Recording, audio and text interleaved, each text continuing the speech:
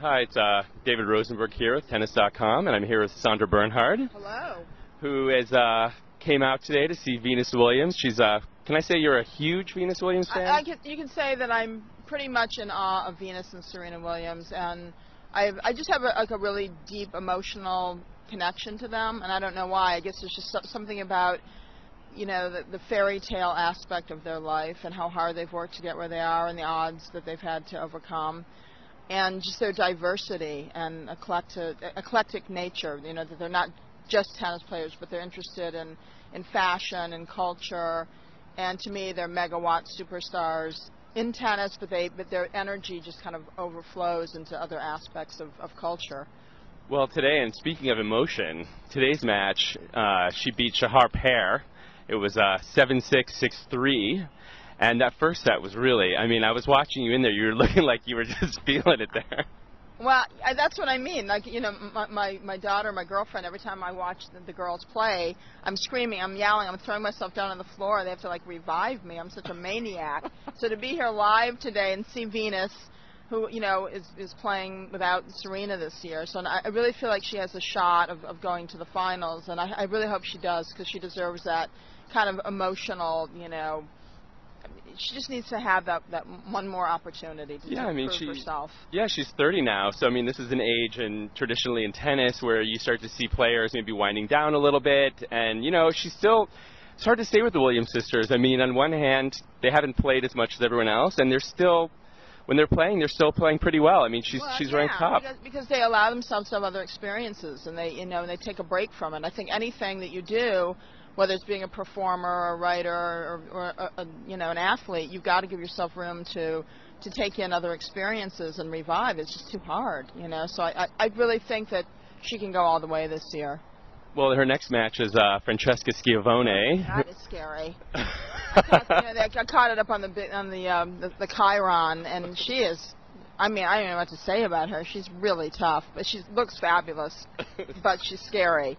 Yeah, I think it could be. She seems to me like the sort of quintessential sort of New York favorite for the crowd. I mean, she gives, you know, she had a famous, not a famous, but she hit a between the leg shot in her last match, and she really gets the crowd going, and I feel like, you know. Yeah, she's a much more verbose player than Venus, but I think Venus is steady, and I think if she puts her mind to it, she can definitely beat her. Yeah. I think it's going to be a really good match. Yeah, I mean, I feel like it's going to be a fabulous match. Well, I mean, because today also I was happy that you did get to see Peer play, because she's a player that can really make Venus work. Well, and I think that's good, because Venus, you know, like everybody, needs to, you know, be challenged in order to stay good and in great shape to go all the way in the you know, the series. So.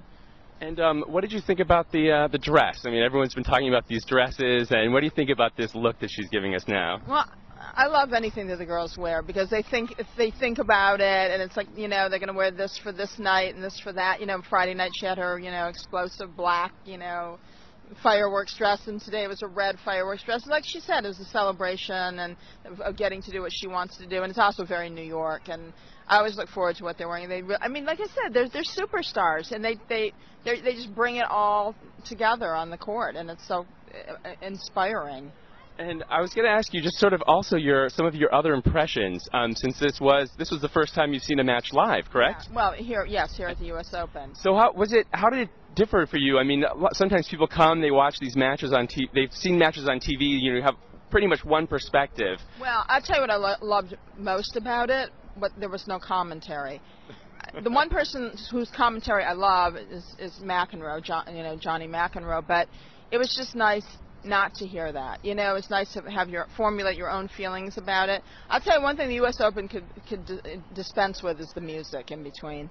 I think it'd be nice to have that quiet time for people to just kind of regroup. I don't think you need to get a tennis crowd all ginned up like that. I don't get it. Well, it's funny you say that, because they try to make, over the years, they've tried to make tennis more sort of fan-friendly. Zhuzhy, sexy, alluring. Yeah, I understand. Exactly. I get it. But you're right. I feel like, you know, is that phony? I mean, is that really going to bring people in because you play Def Leppard? Yeah, I don't know. I don't personally like it. I like this sort of serene, you know, quality of tennis, and there's enough good energy and excitement from the players.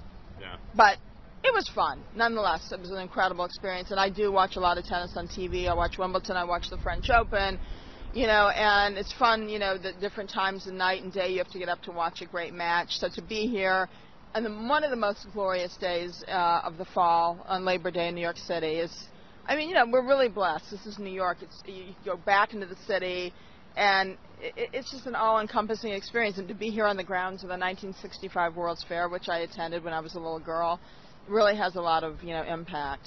Yeah, when we spoke before and we had talked about it, and then you mentioned again about being at the World's Fair, and we were talking about trying to maybe one day you're going to get Venus and Serena into your act, and I'm dying to see it. I definitely have talked about them, but it's usually just to say something flattering. There's nothing, you can't say anything satirical about the two of them. Yeah. So it's great. We don't know who is going to end up in the finals, so. It could be anybody playing Venus. All right, great. Well, that's about it for right now with Tennis.com. David Rosenberg, Sandra Bernhard. Thanks a lot for coming out today. Thank you for setting it all up. It was first-class, 5-star experience. My pleasure. Now I'm going to go back and watch a little bit of Nadal. Excellent. Yeah. All right. Thanks a lot. Thank you. Sure.